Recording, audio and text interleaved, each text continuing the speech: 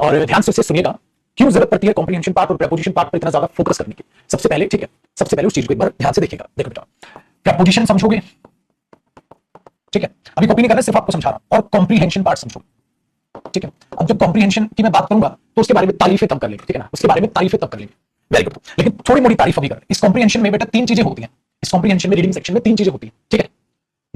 Very good, कौन सी? एक तो होता है बेटा पैसिव सेक्शन, ठीक है, एक क्लोज टेस्ट होता है, क्या होता है बताऊंगा बाद में, और एक होता है पैराजम्बल जिसको आप पीक्यूआरएस वगैरह कहते हैं, ठीक है। बेटा जो क्लोज टेस्ट होता है उसमें क्या होता है, आपको पूरा का पूरा एक पैराग्राफ दे दिया जाता है और बीच बीच में ना ऐसे जैसे फिल इन द ब्लैंक्स दे दिए मैंने, ए बी सी, ठीक है, डी और ई, ऐसे फिल इन द ब्लैंक्स दे दिए। वो फिल इन द ब्लैंक्स आपको फिल करने होते हैं पुत्र, ठीक है। तो उसको फिल करने के लिए ऐसा थोड़ी ना कि कोई चमत्कार होगा और हम क्लोज टेस्ट करना सीखेंगे और आप तब सीखोगे। इसको फिल करने के लिए मेरे बच्चे आपके पास ग्रामर की भी जानकारी होनी चाहिए, आपके पास मेरे पुत्र वोकैब की भी जानकारी होनी चाहिए। उसमें ज्यादातर जो ग्रामर क्वेश्चन क्लोज टेस्ट में काम आता है वो क्या होता है मेरे पुत्र? प्रेपोजिशन होता है, ये ध्यान रखिएगा। तो प्रेपोजिशन कहां पूछा जाएगा? प्रेपोजिशन एक तो एरर्स में पूछा जाएगा, फिल इन द ब्लैंक्स में पूछा जाएगा, सेंटेंस इंप्रूवमेंट में आ जाए बेटा, ठीक है, और आपके किस में आ जाए? क्लोज टेस्ट में आ जाए। सिंपल सी बात है। वही की बात, तो उन चीजों को आपको दिमाग में रखना है कि प्रेपोजिशन सिर्फ आपको ग्रामर में ही नंबर नहीं दिलाएगा बच्चा, क्लोज टेस्ट में भी नंबर दिलाएगा। इसलिए ये टॉपिक हो जाता है बहुत ही प्यारा और बहुत ही अच्छा, ठीक है। अच्छा, क्या प्रेपोजिशन मुश्किल टॉपिक है? नहीं, बिल्कुल भी नहीं बेटा। मुश्किल तो पूरी की पूरी इंग्लिश भी नहीं है, कुछ भी मुश्किल नहीं है अगर आप उसे याद करना स्टार्ट करोगे। अगर आप उसे याद नहीं करोगे तो बिल्कुल ही मुश्किल है बेटा, फिर तो मुश्किल क्या पूरा का पूरा, ठीक है, सिलेबस ही मुश्किल कर लोगे आप। समझने पे आओगे तो बेटा कुछ मुश्किल नहीं, अगर आप मेहनत करते हो मेरे साथ, ठीक है, बहुत ही अच्छे तरीके से पढ़ते हुए चलते हो। अब सवाल पैदा होता है, ठीक है, सवाल पैदा होता है जैसे अगर हम बातचीत करें सर कॉपी कहां करें प्रेपोजिशन को, बेटा रजिस्टर के बैक साइड से आप कॉपी करना स्टार्ट कर दो, ज्यादा बेहतर है। रजिस्टर के बैक साइड से आप कॉपी करना स्टार्ट कर दो, ज्यादा बेहतर है। अगर आप अमीर हैं, ठीक है, आपके पास पैसा है, आप 20 रुपए की अलग से नोटबुक भी लगा सकते हैं, ठीक है, आप 20 रुपए की अलग से नोटबुक भी लगा सकते हैं, आपका मन। दूसरी बात मेरे बच्चे, कल एक इंटरव्यू मैंने इंग्लिश बाय जयदीप सिंह हमारे, ठीक है, यूट्यूब चैनल पे भी अपलोड करवा दिया था। उस बच्चे का, राकेश कुमार का इंटरव्यू जरूर से जरूर देखिएगा। रेलवे में जॉब की कैसे, ठीक है, बेचारे ने हिम्मत जुटाई, नौकरी छोड़ी, नौकरी छोड़कर फिर सीजीएल की तैयारी की और फाइनली सीजीएल निकाला। तो बहुत अच्छा आपको इंटरव्यू लगेगा, ठीक है। चलिए, कल ही आपके लिए अपलोड हुआ है तो उसको जरूर से जरूर जाकर देखिएगा। अब स्टार्ट करते हैं। मां सरस्वती का लेना और बेटा यहां से कॉपी करना चाहते हैं, चलो हेडिंग डाल लें प्रेपोजिशन। बहुत ही अच्छा टॉपिक, बहुत ही प्यारा दुलारा टॉपिक प्रेपोजिशन। अब प्रेपोजिशन को अगर समझते हैं तो इसके सिलेबस को पहले देखिए बेटा। प्रेपोजिशन को अगर आप डिवाइड करते हो तो किस तरीके से ये अपनी सिलेबस में डिवाइड होता है। अगर हम प्रेपोजिशन की बात करते हैं पुत्र जी, अगर हम प्रेपोजिशन की बात करते हैं तो प्रेपोजिशन कैसे कैसे, सबसे पहले मैंने बोला ना पूछा जाता है, तो उसके लिए यहां पर इसका सारा का सारा सिलेबस को डिसाइड कर लेते हैं। सबसे पहले बेटा जो प्रेपोजिशन है वो आपका एरर्स में पूछा जाएगा। एरर्स समझते हो? सपोर्टिंग एरर्स, जैसे आप एरर्स निकालते हैं कि गलत प्रेपोजिशन दे देगा उसमें आपको एरर निकालना होगा। दूसरी बात बेटा, प्रेपोजिशन आपका फिल इन द ब्लैंक्स में पूछा जाएगा, साथ साथ कॉपी करना बेटा, फिल इन द ब्लैंक्स में पूछा जाएगा, ऐसे इसके नीचे कॉपी करना है, ठीक है। तीसरी बात, ये आपका सेंटेंस इंप्रूवमेंट में भी पूछा जा सकता है, ठीक है, लेकिन याद रखिएगा बेटा सेंटेंस इंप्रूवमेंट्स में भी पूछा जा सकता है। सबसे सबसे ज्यादा जो पूछा जाता है वो एरर्स में, ठीक है, और फिल इन द ब्लैंक्स में पूछा जाता है। सबसे कम चांसेस होते हैं, सबसे कम चांसेस होते हैं इसके सेंटेंस इंप्रूवमेंट्स में पूछे जाने के, सबसे कम चांसेस होते हैं, सबसे कम, ठीक है, सबसे कम चांसेस किसके सर? सेंटेंस इंप्रूवमेंट, ठीक है। फिल इन द ब्लैंक्स में खूब भर भर के आएगा, क्लोज टेस्ट में खूब, उसमें एरर्स में भर भर के आएगा। लेकिन एक और चीज का मैंने जिक्र किया था बेटा, वो था क्लोज टेस्ट। ये क्लोज टेस्ट में भी भर भर के आएगा। एक और जिक्र मैंने क्या किया था? Cloze test. ये क्लोज टेस्ट में भी भर के आएगा। तो इसका मतलब सबसे कम चांसेस हमने बोला सिर्फ सेंटेंस इंप्रूवमेंट्स के होते हैं। क्लोज टेस्ट में भी आपको 100% दिखाई देगा, फिल इन द ब्लैंक्स में भी आपको 100% दिखाई देगा और एरर्स में भी 100% डिसाइड आपको करना है जैसे वो दिखाई देगा। आइए फिर इसी के नीचे एक स्टार लगाओ बेटा और लिखो प्रेपोजिशन। हाँ, प्रेपोजिशन, ठीक है, एरो लगाइए। सिलेबस, इसका सिलेबस क्या होता है? आपने बोला सर सिलेबस, अरे टॉपिक पढ़ना है, उसका क्या सिलेबस बिल्कुल होता है मेरे बच्चे। प्रेपोजिशन को अगर बड़े ही ध्यान से देखोगे, बड़े ही ध्यान से देखोगे तो तरीके से ये तीन चीजों में बटा हुआ है। प्रेपोजिशन को अगर बड़े ही ध्यान से देखोगे तो तरीके से ये तीन चीजों में बटा हुआ है बेटा। तीन चीजों में कैसे बटा हुआ है? जैसे सबसे पहले तो जब आप प्रेपोजिशन को पढ़ते हैं उनके सारे के सारे यूज पढ़ते हैं, वो प्रेपोजिशन जो आपकी मेन प्रेपोजिशन होती हैं जो एग्जाम में पूछी जाती है, ठीक है। वेरी गुड, तो हमने क्या बोला बेटा प्रेपोजिशन का सिंपल सी बात है, कैसे लिख इसको? ऐसे लिख लेते हैं, यूजेस ऑफ प्रेपोजिशंस। प्रेपोजिशंस क्या यूजेस जानते हो? या बहुत बढ़िया, ऐसे लिखो इसको, कॉन्सेप्ट्स और यूजेस ऑफ प्रेपोजिशंस। बेटा प्रेपोजिशंस के आप यूजेस और या कहो या उनके कॉन्सेप्ट्स कहो वो आप पढ़ते हो। कि जैसे इसका भी एक एग्जांपल देता हूं मैं, सिलेबस को हम कैसे पढ़ेंगे ना। कॉपी ये करना है, जो मैं भी रेड से लिख रहा हूं बेटा वो रफ है, कॉपी नहीं करोगे। जैसे मैंने बोला आपको पता है बाई एक प्रेपोजिशन होती है, मैंने आपसे पूछा बेटा ये प्रेपोजिशन कहां इस्तेमाल कर सकते हैं, ये आप अगर पढ़ते हो तो ये है बेटा इसके कॉन्सेप्ट्स और यूजेस ऑफ प्रेपोजिशंस। जैसे मैंने बोला बेटा कई बार बाई को आप टाइम के साथ भी जो है रिप्रेजेंट करते हो, जैसे नहीं बोल देते he will have read this book by Monday तक वो इस काम को कर चुका होगा, सो वहां भी बाय आ जाता है। बाय बेटा आप एक और जगह देखते हो जब काम किसी के द्वारा किया जाता है ना, this room was cleaned by me, ये रूम मेरे द्वारा क्लीन किया गया था, बाय आप वहां भी देखते हो। तो अलग अलग यूजेस में, अलग अलग फंक्शन में जब आप प्रेपोजिशन को पढ़ते हैं तो बेटा उसी को बोल दिया जाता है हमारा क्या, यूजेस ऑफ प्रेपोजिशंस या कॉन्सेप्ट्स ऑफ प्रेपोजिशंस। कि जितनी भी सारी इंपॉर्टेंट प्रेपोजिशंस हैं आप उनके सबके फंक्शन पढ़ लो, आप उनके सबके यूज पढ़ लो, उसको बोल दिया जाता है। बड़ा ही आसान हुआ, मैं तो मामला मुश्किल है मामला आसान है। आपने बोला सर आसान है, क्या मुश्किल हुआ? समझ में आया? तो बहुत जगह बाई आता है, जहां जहां आता है पढ़ो बेटा उस। तो ये होते हैं बेटा कॉन्सेप्ट्स और यूजेस ऑफ प्रेपोजिशंस जो आपको पढ़ने हैं। ओके, इसी के साथ क्या पढ़ना होता है कॉन्सेप्ट और यूजेस के साथ? इसका सेकंड सिलेबस होता है बेटा जिसको मैं बोलता हूं फिक्स्ड प्रेपोजिशंस, जहां पर आपकी कोई मर्जी नहीं चलती बेटा। फिक्स्ड प्रेपोजिशंस आपको क्या करनी पड़ती है? लर्न करनी पड़ती है। जहां तक कॉन्सेप्ट और यूजेस आ गए, फिक्स्ड प्रेपोजिशंस कैसे हुई? जैसे एक बात बताइए, ध्यान से सुनो। जैसे ही आपने ये बोला आप किसी चीज में सफलता हासिल करते हैं, ठीक है, कॉपी नहीं करना बेटा। तो किसी चीज में सफलता हासिल करना, सक्सीड होता है सफल होना। किसी चीज में सफल होने के लिए आप सक्सीड के साथ बेटा एक प्रेपोजिशन लगाते हैं इन। तो सक्सीड के साथ कौन सी प्रेपोजिशन आती है? इन। सक्सीड इन क्या होता है बेटा? Succeed in. तो सक्सीड के साथ सफल होने इस वर्ब के साथ कौन सी प्रेपोजिशन आती है? इन। तो आपने याद रखा, ओके सक्सीड इन आती है, ये चीज है। तो ये क्या होगा बेटा? ये फिक्स प्रेपोजिशन होगी जो आपको याद करनी होगी। वो फिक्स प्रेपोजिशन जो एग्जाम में पूछी जाती है सारी की सारी मैं करा दूंगा, आप बेचिंत रहें, कोई टेंशन लेने की आपको कोई भी जरूरत नहीं है। सारी की सारी फिक्स प्रेपोजिशन मैं आपको करा दूंगा। दूसरी बात, ठीक है बेटा, हो गया कॉपी यहां तक, ऊपर उठा रहा हूं मैं, याद चलो कोई नहीं। अब तीसरा जो हिस्सा होता है वो होता है बेटा पार्ट ऑफ वोकैब। आप इसे लिखिएगा पार्ट ऑफ वोकैब, वोकैब का हिस्सा जिसे आप वोकैब में मेरे साथ याद करेंगे। जो 170-76 क्लासेस हमने ली हैं उनमें आप देखोगे, ठीक है। Part of vocab, part of vocab में क्या होता है बेटा? पार्ट ऑफ वोकैब में क्या होता है पुत्र जी? इसमें आप पढ़ते हो फ्रेजल वर्ब।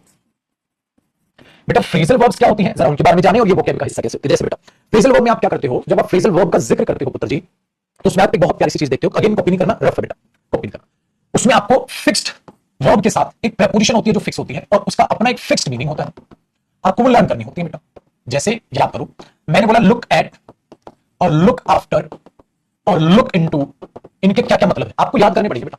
ये मैंने आसान से लिखी है जो आपको दिखाई देगी, ठीक है। जैसे लुक एट का मतलब क्या हुआ बेटा? किसी चीज पर ध्यान से देखना। जैसे मेरा हेलो कहां ध्यान है? लुक एट मी, मुझे ध्यान से देखो, लुक एट मी, तो मुझे ध्यान से देखो तो मैं क्या बोलूंगा बेटा? Look at. मुझे ध्यान से देखो तो मैं क्या बोलूंगा? Look at me.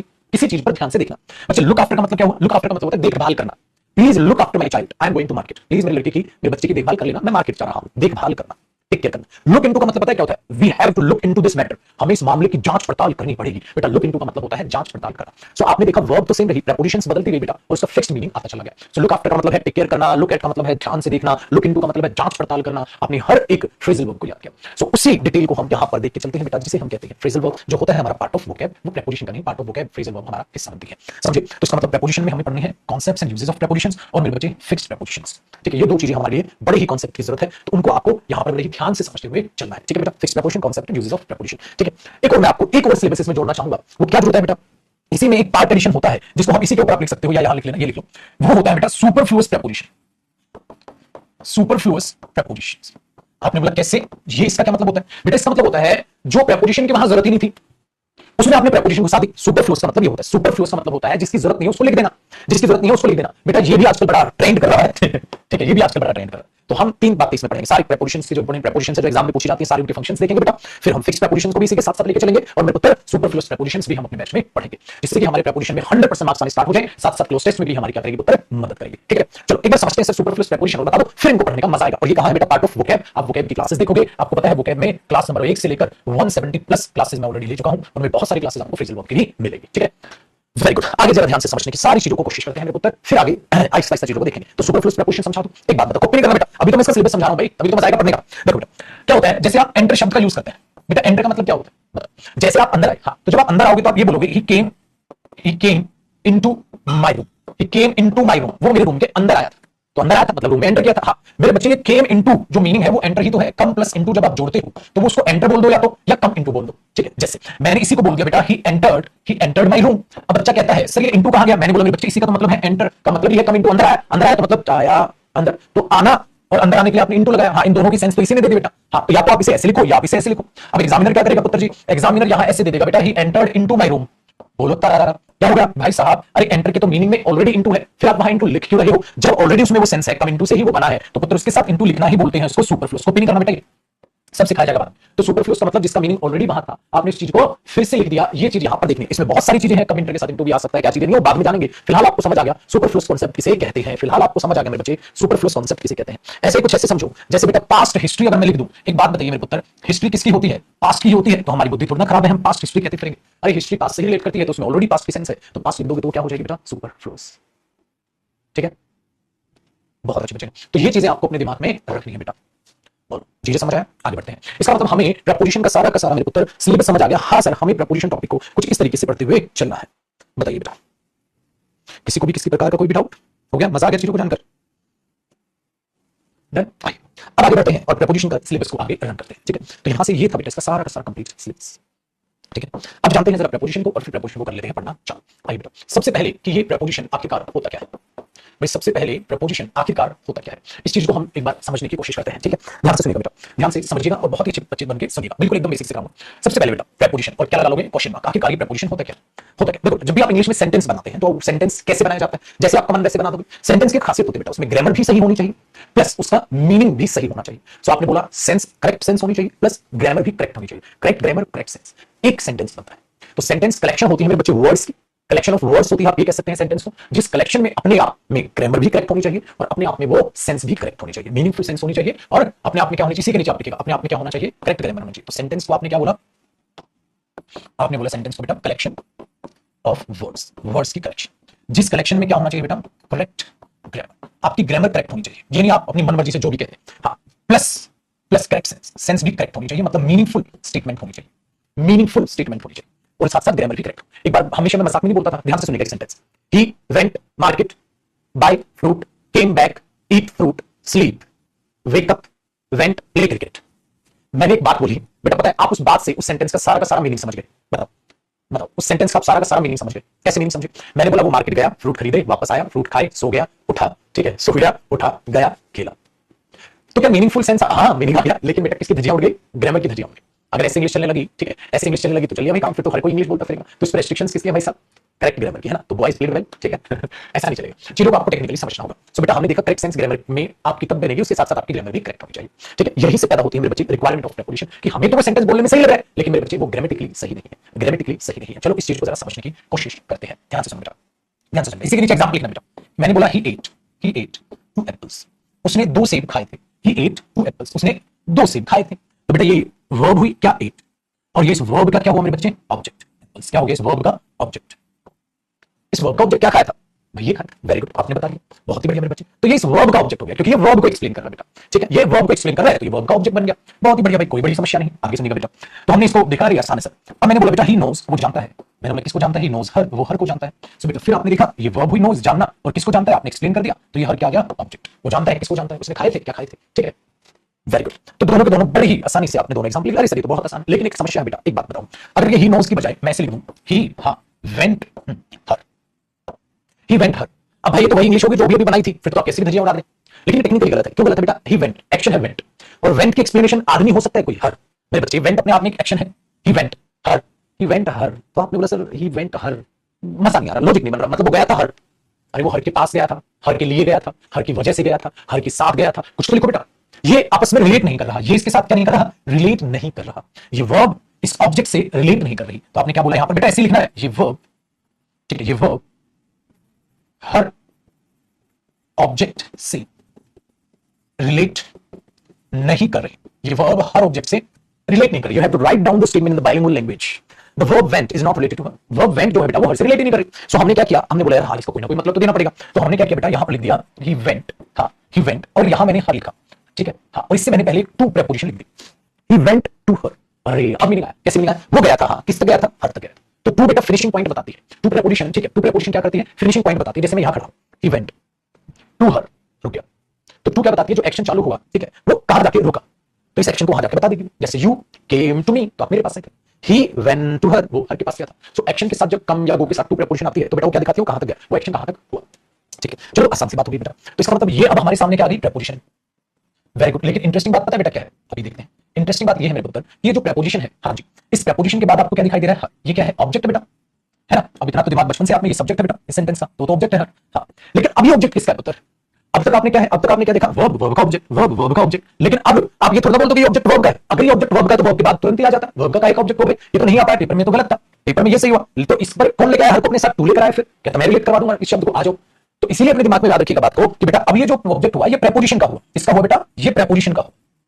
अब ये ऑब्जेक्ट किसका बन गया, प्रीपोजिशन का, तो इसे बोल देंगे ऑब्जेक्ट ऑफ प्रीपोजिशन, वर्ब नहीं बेटा। इसीलिए याद रखिएगा जो प्रीपोजिशन है, यहां से क्या सीखा, प्रीपोजिशन सेंटेंस में किन्हीं भी दो शब्दों को रिलेट करता है, और प्रीपोजिशन अपने बाद अपना क्या लेता है बेटा, ऑब्जेक्ट लेता है। एक एक करके अपने बच्चों को आराम से पॉइंट्स बताता चला जाऊंगा, तो यहां से अपने दिमाग में बैठाकर चीजों को चलिएगा। तो प्रीपोजिशन क्या करता है बेटा, अपने बाद अपना ऑब्जेक्ट लेता है और उस चीज को सेंटेंस के किसी भी वर्ड से रिलेट कर लेता है। ये कहीं भी हो सकता है बेटा, कहीं भी हो सकता है, ठीक है। देन चलो एक यहां तक साथ साथ कॉपी रखना भाई, सब टाइम पास ना करें, साथ साथ कॉपी रखना। और कई बच्चे भी आके पूछ रहे हैं नोट कहां करें। मैं किसी भी क्वेश्चन का मेरे बच्चे आंसर नहीं करूंगा जो मैं ऑलरेडी कर चुका हूं, रेगुलर रही क्लासेस में सब पता चले। फिर बच्चों अरे सुबह 8 बजे को टाइम कब से हो गया? अच्छा, कोई एंटरटेनमेंट नहीं, ठीक है। मेरी लड़ाई हर उस बच्चे के लिए, मेरे बच्चे जो डेली क्लास लेता है, जो डेली रेगुलर रहता है, ठीक है, मैं तो उसके लिए जीता मरता हूं। मुझे तो सिलेक्शन चाहिए उसका। या वो बच्चा जो बेचारा नहीं देख पा रहा है लाइव क्लासेस, लेकिन वो वीओडी क्लासेस में रेगुलर है, मतलब जो ये रिकॉर्ड हो जाने के बाद उनमें रेगुलर है, भले बाद में देखता क्लास, लेकिन वो रेगुलर, तो उसे सब पता है कब कौन सी क्लास चल रही है। ठीक, चलो आगे बढ़ते हैं। यहां तक कॉपी आगे देखिएगा। अब मैंने एक और सेंटेंस लिखा मेरे बच्चे, मैंने लिखा the father him, the father him, ठीक है, is a doctor. Father him है, मैंने बोला द फादर हिम, अरे सर ये तो गलत है। द फादर हिम क्या, कुछ ना कुछ तो बताना पड़ेगा, कुछ ना कुछ तो बताना पड़ेगा। तो मैंने बोल दिया बेटा द फादर ऑफ हिम। किसके पिता? हिम के पिता, द फादर ऑफ हिम। तो अब क्या हुआ मेरे बच्चे, ये तो ऑब्जेक्ट है, हाँ, क्योंकि डॉक्टर तो पापा है, तो पापा सब्जेक्ट है मेरे बच्चे। हाँ, अब पापा किसके हैं? हिम के पापा है। तो ये क्या हुई? प्रेपोजिशन। तो इसका मतलब ये ऑब्जेक्ट किसका बेटा? प्रेपोजिशन का ही। आप तो तुरंत ये देखिए करो, ये लो जी, बल्ले बल्ले ते शाबाश शाबाश, ये इंफॉर्मेशन है ना। तो ये प्रेपोजिशन ऑब्जेक्ट सेंटेंस में कहां होगी बेटा? कहीं भी। The father of him is a doctor, the father of Mohit is a doctor, ठीक है, the father of Harshit is a doctor. तो कुछ भी आप लिखोगे पुत्र, तो जैसे ही आप वहां लिखोगे वो प्रेपोजिशन ऑब्जेक्ट, तो जरूरी नहीं है वो वर्ब के बाद होगा। यहां आपने क्या देखा बेटा? उसे वर्ब के बाद देखा। अरे नहीं मेरे पुत्र, वो कहीं भी हो सकता है, जहां आपको जरूरत पड़े प्रेपोजिशन की, जिस प्रेपोजिशन की जरूरत पड़े। अब किस प्रेपोजिशन की कब जरूरत पड़ती है उसी को तो प्रेपोजिशन टॉपिक में पढ़ना है, ये कहीं भी हो सकता है। सो प्रेपोजिशन अपने आप में मेरे पुत्र कहीं भी हो सकती है, आपको घबराने की कोई भी आवश्यकता नहीं है, ठीक है। डन है?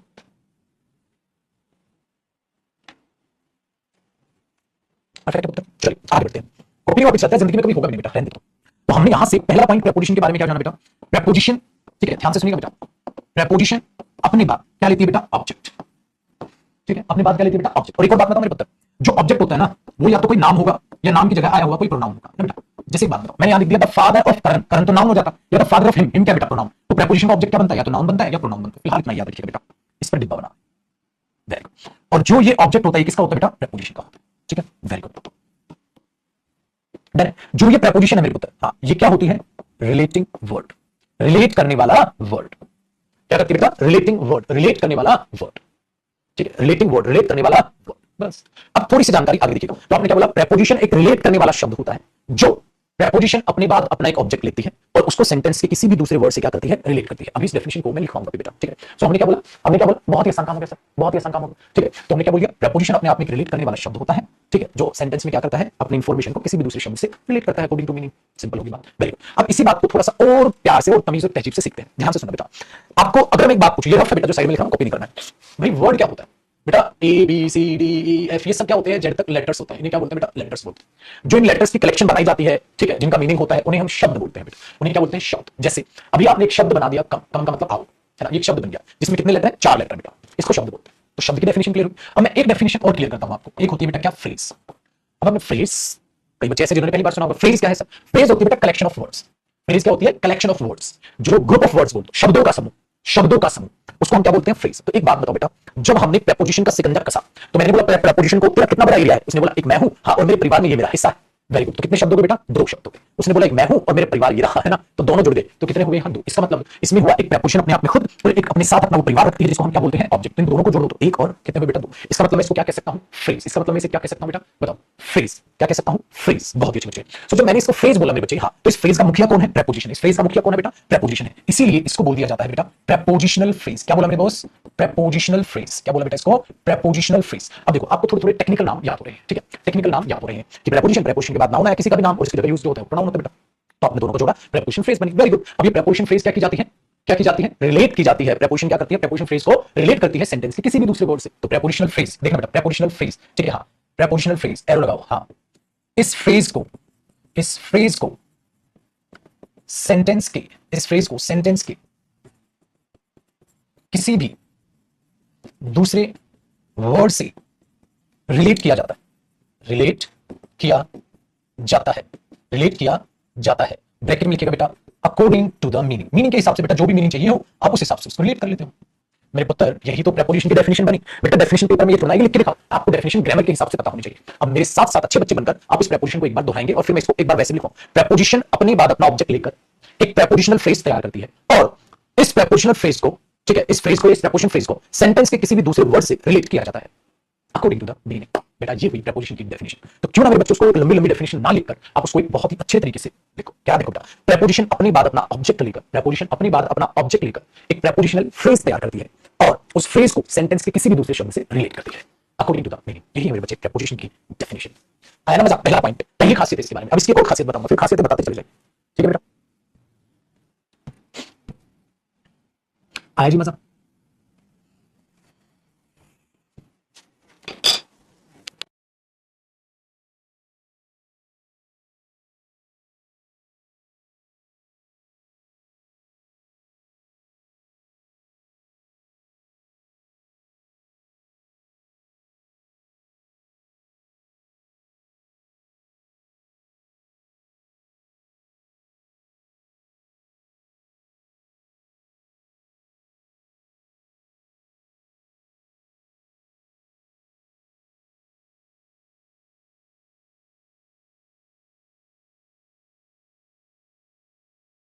हेलो हेलो हेलो, अब मैं कौन है बेटा? देखो मैं क्या कह रहा था मेरे बच्चे, मैं कह रहा था आपने यहाँ तक कॉपी कर लिया, हाँ उसके बाद एक एग्जाम्पल लिखे।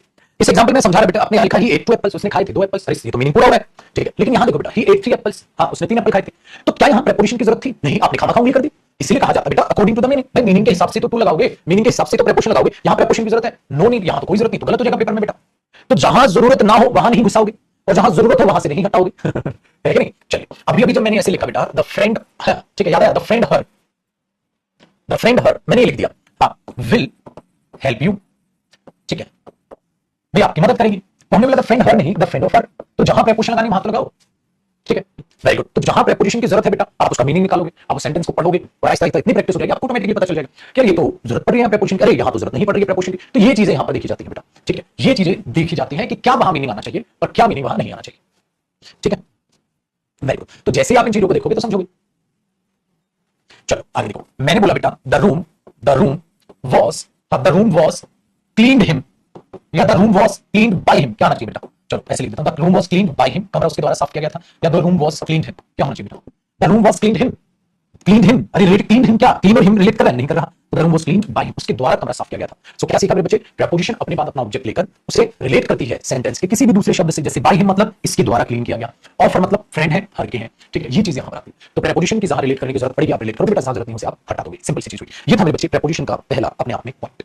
चलो अब मैं आपको एक और चीज सिखाता हूं, उसको जरा बड़े ध्यान से सीखिएगा, आपके बहुत काम आने वाली है अगली चीज, ठीक है पुत्र। ये आपके हो गए यहाँ पर 3 एग्जांपल, आपने कॉपी कर लिए होंगे। पहले 2 एग्जांपल आप मेरे साथ साथ अगर हाथ पांव मार रहे होंगे, साथ साथ कॉपी करना है मेरे बच्चे, साथ साथ कॉपी करना। और जिस बच्चे का इंग्लिश वीक हो, सब हमारा तो इंग्लिश बहुत ही वीक है, एकदम बुर्बक होगा, क्या करे सर बेटा, क्लास को 2 बार देखो, अभी नोट भी मत करो, अभी समझते चलो, जो क्लास को दूसरी बार देखोगे तब नोट करते हुए चलो। बाकी 90% ऐसा बच्चा होगा जिसको एक बार में समझ आ जाएगा, बट 10% बच्चे ऐसा भी होगा मेरे बच्चे जिसको प्रेपोजिशन की क्लास एक और बार मन करे, किसी भी टॉपिक की एक और बार मन करे, वो 2 बार देखें, है ना, अपनी कैपेसिटी को पहचान, बार-बार मैं यही बात बोलता हूं, ठीक है। चलो आगे बढ़ते हैं बेटा, अब देखते हैं इसका सेकंड पॉइंट। सेकंड पॉइंट में मैं आपको बढ़ाने से पहले, आपको एक सेकंड पॉइंट देखने से पहले एक चीज देख लो बेटा।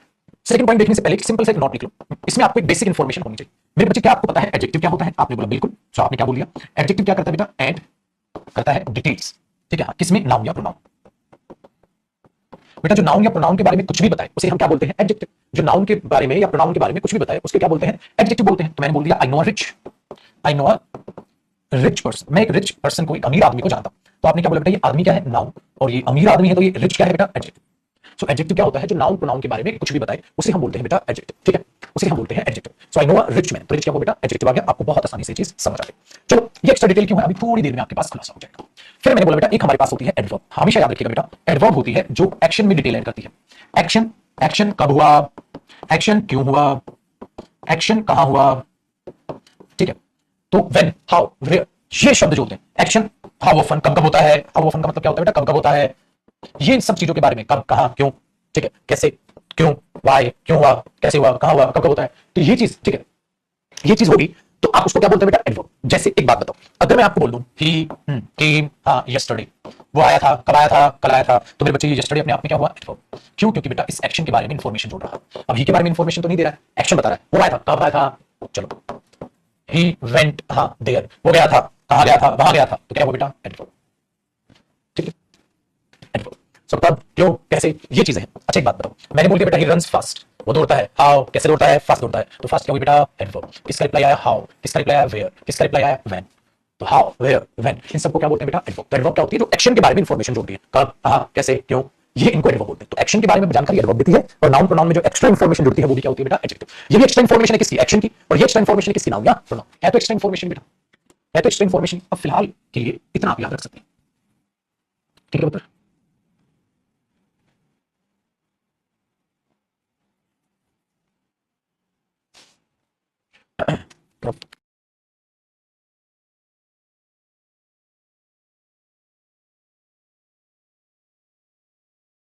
मैंने बेटा, अरे बहुत ही अच्छे बच्चे हैं। तो 2 बातें समझ में आ गई। चलो बेटा देखते हैं हमारी कैसे मदद करेगी प्रेपोजिशन। अब प्रेपोजिशन का आपने क्या देख लिया बेटा? एक पहला पॉइंट, और पहले पॉइंट के बाद आपने प्रेपोजिशन के बारे में जानकारी ले ली, ठीक है बेटा। चलो प्रेपोजिशन का देखते हैं मेरे बच्चे दूसरा पॉइंट। अभी अभी आपने सीखा, साथ साथ कॉपी करेंगे छोटू। प्रेपोजिशन आई बेटा, प्रेपोजिशन के बाद प्रेपोजिशन का ऑब्जेक्ट आया, है ना। आज आपको बहुत अच्छी बात पता चलेगी। आपने इसको बॉक्स में डाल दिया, और ये प्रेपोजिशन किसका बेटा? ऑब्जेक्ट किसका? प्रेपोजिशन का, ठीक है। ये मिलकर हमेशा याद रखिएगा बेटा प्रेपोजिशनल फ्रेज बनेगी। आपने बोला सर हाँ अभी अभी आपने बताया था प्रेपोजिशनल फ्रेज बनेगी। देखो याद हो रही ना आहिस्ता आहिस्ता चीजें। एक बात हमेशा याद रखिएगा बेटा, ये जो प्रेपोजिशनल फ्रेज होती है ये कभी मेन इंफॉर्मेशन नहीं होती, एक्स्ट्रा इंफॉर्मेशन होती है। क्या होती है बेटा? Extra information. Extra information. कैसी इंफॉर्मेशन होती है मेरे पुत्र? एक्स्ट्रा इंफॉर्मेशन होती है ये प्रेपोजिशनल फ्रेज। और एक्स्ट्रा इंफॉर्मेशन अभी अभी मैंने कहा मेरे बच्चे, इंग्लिश में या तो एक्स्ट्रा इंफॉर्मेशन एडजेक्टिव होती है या एक्स्ट्रा इंफॉर्मेशन एडवर्ब होती है बेटा। ये एक्स्ट्रा इंफॉर्मेशन एक्शन की होती है, ये एक्स्ट्रा इंफॉर्मेशन नाउन प्रोनाउन की होती है। इसीलिए हमेशा याद रखिएगा मेरे पुत्र, जो ये प्रेपोजिशनल फ्रेज है, हाँ, ये कैसी इंफॉर्मेशन देती है? एक्स्ट्रा इंफॉर्मेशन देती है। इसीलिए मेरे बच्चे जो प्रेपोजिशनल फ्रेज है, या तो वो एडजेक्टिव फ्रेज का काम करते हुए नजर आएगी मेरे बच्चे, या वो एडवर्ब फ्रेज का काम करते हुए नजर आएगी, या वो एडवर्ब फ्रेज का काम करते हुए नजर आएगी। या तो वो नजर आएगी एडजेक्टिव फ्रेज का काम करते हुए, या वो नजर आएगी एडवर्ब फ्रेज का काम करते हुए। देख रहे हो, उसका एक थोड़ा सा टेक्निकल पार्ट हमारे सेकंड पार्ट नंबर में और बढ़िया। बस इतना सा था इंट्रोडक्शन बेटा प्रेपोजिशन का। चलो समझते हैं मेरे बच्चे, जब आप ये लिख रहे हो द फादर, हाँ अभी लिखा था ना आपने, ऑफ हिम, उसके जो पिता हैं, ठीक है, द फादर ऑफ हिम, ठीक है, विल हेल्प यू, उसके जो पिता हैं आपकी मदद कर देंगे। Very good. लेकिन अब तक आपने क्या सीखा बेटा? ये सर ऑफ प्रेपोजिशन हो गया, प्रेपोजिशन के बाद हिम ऑब्जेक्ट हो गया। मैंने बोला ओके, अगर इनको मैं बॉक्स में डालूं तो बेटा आप क्या बोलोगे? सर अभी अभी बताया ये प्रेपोजिशनल फ्रेज हो जाएगी, है ना बेटा? Very good. अब आप खुद से दिमाग दौड़ाओ बेटा, ठीक है, खुद से दिमाग दौड़ाओ तो आप ये बोलोगे सर ये पिताजी यानी कि फादर तो नाउन है, फादर नाउन है। Very good. अच्छा पिता किसके बेटा? हिम के, उसके पिता है, रमन के पिता है, मोहित के पिता है, ऋषभ के पिता है, करण के पिता है, ठीक है भाई साहब, उसके पिता। ये जो इन्फॉर्मेशन बेटा एक्स्ट्रा है, इसके बारे में, पिता के बारे में, यानी कि किसके बारे में? नाउन के बारे में। और नाउन के बारे में जो एक्स्ट्रा इन्फॉर्मेशन है उसे हम क्या बोल देंगे मेरे पुत्र? Adjective phrase. इसका मतलब मेरे बच्चे ये प्रेपोजिशन क्या काम कर रही है यहाँ पर? प्रेपोजिशनल फ्रेज एडजेक्टिव फ्रेज का काम कर रही है। बल्ले बल्ले तिशा बशा, ठीक है जी। ओह बहुत आसान हो गया। तो याद रखिएगा प्रेपोजिशनल फ्रेज यहाँ पर एडजेक्टिव फ्रेज का काम कर रही है। कोई बड़ी बात नहीं बेटा, ये भी आपके दिमाग में गई होगी। चलो अगले एग्जांपल में एडवर्ब फ्रेज का भी एग्जांपल लिख लेता हूं बेटा। अब अगले एग्जांपल सुनिएगा। अगर मैंने ये कहा था मेरे बच्चे, ही, हाँ ध्यान से सुनिएगा, ही केम हियर, वो यहां आया था। अब देखो बेटा, हियर तो एडवर्ब मैंने डायरेक्ट लिख दी, एडवर्ब कहां आया था? यहां आया था। इस एक्शन में बोल दिया मैंने क्या बेटा? एक्शन क्या है? केम, आया था, कहां आया था? यहां आया था। तो हियर क्या हुआ? एडवर्ब। अगर मैं हियर की जगह ये लिख दूं बेटा, ही केम टू हर, अब सोचो मेरे बच्चे, ही केम टू हर, वो हर के पास आया था। अब मैंने उस जगह का नाम हटा के इंसान का नाम रख दिया जगह के साथ, he came where, he came where here, तो एडवर्ब हुई here, he came where to her. So अब खाली हर नहीं बोलोगे, ही केम हर नहीं, गलत हो जाएगा बेटा, टू हर। इसका मतलब ये हुआ मेरे बच्चे, ये जो टू है ये हुई प्रेपोजिशन, इसके बाद हर हुआ मेरे बच्चे ऑब्जेक्ट, और जब इन दोनों को जोड़ा तो ये बनी प्रेपोजिशनल फ्रेज। जब इन दोनों को जोड़ा तो ये बन गई प्रेपोजिशनल फ्रेज। मेरे पुत्र अब एक बात बताओ, अब एक बात बताओ, इस प्रेपोजिशनल फ्रेज को अगर इस एक्शन से रिलेट करोगे, इस एक्शन से रिलेट करोगे तो आपको क्या लग रहा है? किसका आंसर है? वेयर, कहां, ठीक है, कहां था वो? इसके पास आया था, कहां आया था? यहां आया था, कहां आया था? वहां आया था। कुछ भी बोलोगे तो बेटा ये तो हाँ सर, ये तो एक्शन में कहां, वीकेंड में कहां? इसके पास, इसके पास पूरा बोलोगे बेटा, ये नहीं खाली हर बोलोगे, गलत हो जाएगा। सो वेयर का टू हर दोनों शब्द आए, इसलिए इसको बोल दिया गया बेटा एडवर्ब फ्रेज। बहुत बढ़िया। इसका मतलब अगर प्रेपोजिशन मेरे बच्चे वर्ब यानी कि एक्शन में कुछ डिटेल ऐड करते हुए नजर आए तो उसे एडवर्ब फ्रेज बोल दीजिएगा। अगर वो प्रेपोजिशन मेरे बच्चे आपको दिख रही है नाउन में एक्स्ट्रा मीनिंग ऐड करते हुए तो आप उसे बोल डालेंगे कौन सी फ्रेज? एडवर्ब फ्रेज, है ना? और नाउन प्रोनाउन के लिए एडजेक्टिव फ्रेज। कॉपी करो बेटा। अरे छोटी सी बात और ऐड होगी बेटा, छोटी सी बात और ऐड होगी, कोई दिक्कत नहीं। उसके ठीक है बता,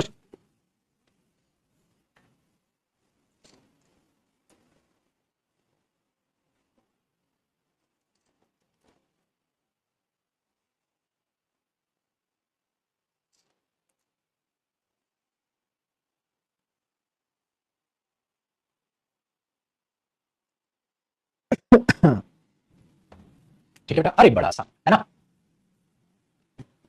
कोई दिक्कत नहीं, क्या कलेश है? एक्शन में एडवर्ब, नाउन प्रोनाउन में एडजेक्टिव, कोई पंगा नहीं। बहुत आसान। चलो दूसरा पॉइंट। अब तीसरा पॉइंट देखना बेटा, तीसरा पॉइंट, तीसरा पॉइंट, ये भी बहुत अच्छा पॉइंट। थर्ड पॉइंट में क्या है? जब आप प्रेपोजिशन को यूज करते हो ना बेटा, ऐसे लिखिएगा, preposition is used according to the meaning. बेटा मीनिंग के हिसाब से प्रेपोजिशन यूज की जाती है, मीनिंग के हिसाब से प्रेपोजिशन यूज की जाती है, गलत सलत नहीं, ठीक है, गलत सलत नहीं, कुछ भी प्रेपोजिशन आप कहीं भी लगा। और यही चीज मैंने अलग यहां पे लिखवाई भी थी बेटा। अब उसी बात को मैं आपको अलग एग्जांपल में समझाऊंगा। क्या लिखवाया था बेटा? देखो अब तक ध्यान से सुना। प्रेपोजिशन अपने बाद ऑब्जेक्ट लेती है बेटा, प्रेपोजिशन फ्रेज बनाती है, ये फ्रेज सेंटेंस के किसी भी दूसरे वर्ड से रिलेट करती है अकॉर्डिंग टू द मीनिंग, है ना? इसी बात को समझेंगे बेटा पॉइंट नंबर 3 में। किस तरीके से? देखो जैसे अभी अभी जब आप उसको लिख रहे थे, अगर मैं ये लिख दूं पेपर में, the father to her, the father to her was ready to help them. जो फादर टू हर है वो उनकी मदद करने के लिए तैयार थे। फादर टू हर बेटा, क्या यहां इस बात का कोई अर्थ निकल रहा है? The father to her, father to her तो नहीं अर्थ निकल रहा सर कुछ भी। फादर ऑफ हर तो निकल रहा है, उसके पिता, किसके पिता? उसके लिए तो ऑफ है। तो यार यहां पेपर में काटोगे नहीं, आप बोलोगे ऑफ आएगा। मैंने क्यों, टू ने क्या किया? गलत मीनिंग दिया, मीनिंग नहीं आ रहा टू के हिसाब से, ठीक है, ठीक है, बताओ। Very good. तो नॉनसेंस है। अच्छा एक बात बताओ, ऐसा ऐसे आपको ध्यान में क्या रखना है? अगर मैं बोल दूं बेटा I have the letter, I have the letter of, ठीक है, I have the letter of Mohini, मेरे पास मोहिनी का letter, I have the letter of Mohini, मेरे पास मोहिनी का लेटर है। इसका मतलब क्या हुआ बेटा? वो लेटर मोहिनी का है। Very good. तो इसने क्या दिखाया? किसका है? अधिकार।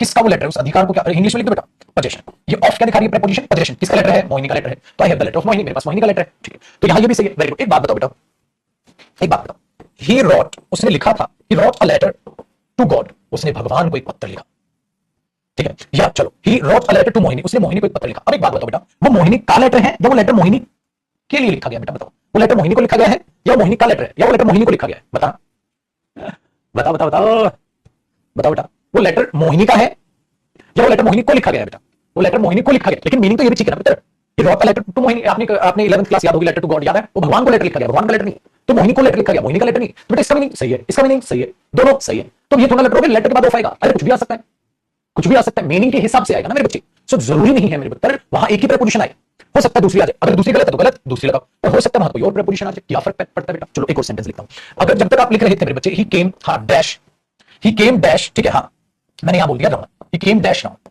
अब सोचो बेटा कौन सी प्रीपोजिशन लगाओ, आप बोलोगे देखो सर यहां प्रीपोजिशन तो आएगी, अदरवाइज तो ये गलत है, हाँ तो मेरे बोले कौन सी लगाओ, यहां प्रीपोजिशन कौन सी लगाओ, देखो अगर रमन के पास आया है तो ही केम टू रमन, अगर वो रमन के लिए आया होगा ही केम फॉर रमन, अगर वो रमन की वजह से आया होगा तो ही केम बिकॉज ऑफ रमन ठीक है। अच्छा, ही केम विदाउट रमन, ही केम आफ्टर रमन, ही केम बिफोर रमन, क्या कर लोगे दमन, बताओ बेटा। आप यहां टू बोलोगे तो रमन के पास आया, आप यहां बिफोर बोलोगे तो रमन से पहले आया, आप यहां आफ्टर बोलोगे तो रमन के बाद आया, ओ बिकॉज ऑफ बोलोगे तो रमन की वजह से आया, विद बोलोगे तो रमन के साथ आएगा। तो बेटा जी यहां वेरी गुड, कैसे लगाओगे प्रपोजिशन, अब एरो लगाओ और लिखोगे मेरे पुत्र अकॉर्डिंग टू द मीनिंग। अरे ये चाहिए मेरी जान, ये चाहिए, ठीक है। अब आपका फर्ज क्या बनता है, अच्छा सर इसका मतलब सारी प्रपोजिशंस पढ़ लो, सबकी मीनिंग जान लो, फिर कहा कौन सी लग रही है एग्जाम में, सेंटेंस के हिसाब से वो लगा दो, इतना आसान तो चैप्टर है यार। अब आपका मतलब क्या बनता है, सब प्रपोजिशंस को पढ़ो, जितनी भी प्रपोजिशंस आपके एग्जाम में पूछी जाती है सारी प्रपोजिशंस को पढ़ लो, मीनिंग देख लो, कहानी खत्म, किस्सा खत्म, बोलो तारा। तो क्या मांगता है चैप्टर आपसे, कुछ भी नहीं मांगता, ये कहता है सब ध्यान से पढ़ ले, और ये चैप्टर नहीं मेरे बच्चे, कोई भी चैप्टर ध्यान से पढ़ लो, ध्यान से नहीं पढ़ोगे कोई नतीजा नहीं, कुछ नहीं है, फिर नौकरी नहीं मिलने वाली, ठीक है बेटा। ठीक है, तो कुछ भी आए, क्या क्या आ सकता है क्या नहीं आ सकता देखेंगे।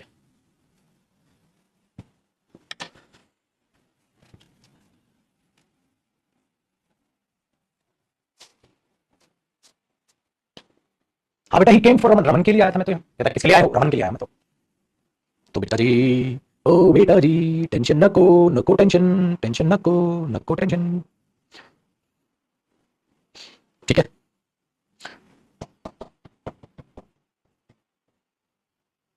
ठीक है बेटा,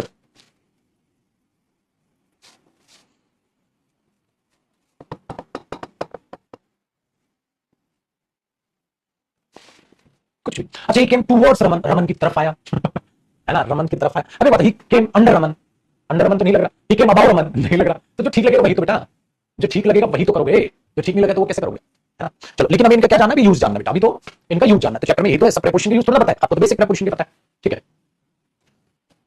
बोलते हैं बेटा under under these conditions, sir under these conditions, under these circumstances, in circumstances में रहते हुए उन्होंने ये काम किया। अंडर दीज कंडीशंस का मतलब क्या होता है, इन कंडीशंस के चलते, इन कंडीशंस के चलते, इन परिस्थितियों के चलते। तो मैंने बोल दिया अंडर दीज कंडीशंस में कैसे काम करूं, अंडर यू में तेरे अंडर कैसे काम करूं, बोलते हैं ना बेटा ऐसे, अंडर यू में तेरे अंडर कैसे काम करूं, अंडर दीज सर्कमस्टांसेस में इन सर्कमस्टांसेस में कैसे काम करूं, तो अंडर आ जाता है, तो मीनिंग देखने मेरे बच्चे, ठीक है। अच्छा एक बात बताओ, चलो एक मैं एग्जांपल लिखूं, देखो अभी मैं सीजीएल मेंस का एक फिल इन द ब्लैंक्स लिख रहा हूं बेटा, सीजीएल मेंस में क्लोज टेस्ट में फिल इन द ब्लैंक्स था, ठीक है। क्या था वो देखो, मैंने बोला ध्यान से सुनिएगा, ठीक है। द कंडीशंस, द कॉपी करना बेटा, द कंडीशंस, हाँ, dash which our democracy can grow are difficult, ठीक है, are difficult to get, प्राप्त करने के लिए बड़ी मुश्किल है, are difficult to achieve या to get, to achieve लिख दो, to achieve लिखा था पेपर में, achieve या are difficult to achieve। बेटा एक बात बताओ, अब उसने पेपर में यहां मेरे बच्चे ऑप्शंस दिए, ठीक है, the conditions into which, the conditions at which, the conditions under which, the conditions to which. बेटा आप खुद से बताओ किस चीज की सेंस पढ़ाई मैंने आपको, अभी अभी मैंने किस चीज की सेंस बताई थी बेटा, जब किसी चीज के चलते की बात करते हो तो अभी अभी कौन सी प्रपोजिशन बताई थी मेरे पुत्र, बताओ, अंडर बताई थी।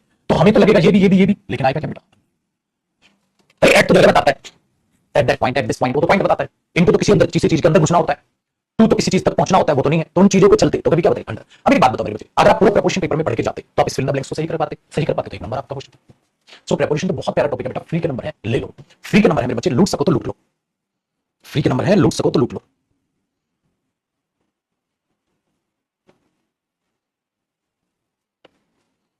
ठीक है पुत्र, क्लियर है? अब आगे सुनिएगा बेटा, इन कैसे आ जाएगा बुद्धू, जब तुझे पता ही नहीं इन प्रेपोजिशन का। इनका मतलब क्या होता है? मैं अपने कमरे में हूं, इन कंडीशन, कंडीशन के अंदर घुस जाएगा तू है, इन कंडीशन। भाई एक बच्चा कह रहा है अगर इन भी हो तो ये ले, इन भी लिख ले, है तो बुद्धू इन भी गलत हो जाएगा। इनका मतलब क्या होता है? किसी चीज के अंदर होना। 3D जानते हो मैथ्स में, तो 3 डायमेंशंस बन जाएंगे। कमरे में हूं, I am in my room, तो I am in conditions, condition के अंदर घुस जाएगा तू है। अगले हिंदी का जुगाड़ इंग्लिश में नहीं चलेगा। ओ भाई साहब, हिंदी का जुगाड़ नहीं चलेगा इसमें, हिंदी का जुगाड़ ना चले, जुगाड़। समझ में आई बात है? कहीं हिंदी का जुगाड़ चला दे, कहता है हाँ हिंदी सही लग रही है मेरे हिसाब से, इन ले लो। ऐसे हिसाब से ना प्रेपोजिशन अपना मीनिंग बदल देगी पागल, याद रखिएगा। एक एक प्रेपोजिशन के कई कई मीनिंग आएंगे, क्या कर लेगा तू? So learn the uses of preposition, not Hindi. एक बात बताओ बेटा, अभी अभी बाई को देखो, अगर मैं लिख दूं बाई मंडे, वो तो मंडे तक आएगा भाई, वो तो मंडे तक इस किताब को पढ़ चुका होगा, मंडे तक। और मैं लिखूं बाई मोहन, मोहन के द्वारा मीनिंग आ गया, फिर तो कहां ये बाई तक मीनिंग दे रहा है, कहां ये बाई ठीक है के द्वारा मीनिंग दे रहा है, क्या कर लेगा भाई? ओ बुद्धू क्या कर लेगा? एक प्रेपोजिशन का एक हिंदी मीनिंग नहीं होता है, इसलिए प्रेपोजिशन के यूजेस पढ़ने हैं। आज मेरे बच्चे ये देखो, मैंने क्या लिखा बेटा यहाँ, मैंने यहाँ क्या लिखा? ओ बच्चा पार्टी क्या लिखा बेटा? Concepts and uses of preposition, not Hindi, not Hindi. उनके फंक्शन देखने बेटा, कौन सी प्रेपोजिशन कैसे यूज होती है। हम बचपन से हमें प्रेपोजिशन क्यों मुश्किल लगता था? क्योंकि ये हम हिंदी से देखने की कोशिश करते थे। नहीं ठीक है भाई, तो प्रेपोजिशन के यूजेस को समझे, हिंदी को ना पकड़े। ठीक, चलो जी, तो हमने ये चीज देखा प्रेपोजिशन कैसे अपने मीनिंग के हिसाब से यूज की जाती है, तीसरा पॉइंट था। अब एक चौथा लास्ट पॉइंट इसका है बेटा, फिर हमारा प्रेपोजिशन हमारे सिकंजे में होगा। ठीक है, अपने सिकंजे में हम इसे देख लेंगे। अब अच्छा एक बात बताओ, वो ट्रेन से आया तो क्या बोलोगे? He came here by train. अब यहाँ बाई का मतलब सी भी आ गया, तुम तो बता पकड़ लोगे, ए भैया हमको जरा पानी मार के उठाई दी, कहता का होगा? ए ससुरा समझ ही नहीं आ रहा है, का है भाई? के द्वारा है, तक है, से है, का है भैया? ये का है? ही केम बाय ट्रेन, कहता तो ट्रेन से आया था। बताओ है बेटा, बताओ, रटोगे मीनिंग? हिंदी हिंदी मत रट लेना, ए बाबू समझिए ना इसको, दिक्कत हो जाएगी बेटा। बाई रोड, रोड से आया था, फिर क्या कर लोगे भाई? ठीक है, बहुत ही प्यारे लुभावदार बच्चे। लास्ट पॉइंट देखो, आपको मैंने अभी अभी समझाया मेरे बच्चे कि प्रेपोजिशन के बाद आता है प्रेपोजिशन का ऑब्जेक्ट। ठीक है जी, और ओहो कहां घूमने गए थे भाई साहब अकेले अकेले? बेटा कॉपी और एक बार कर लिया, दोबारा कर लो।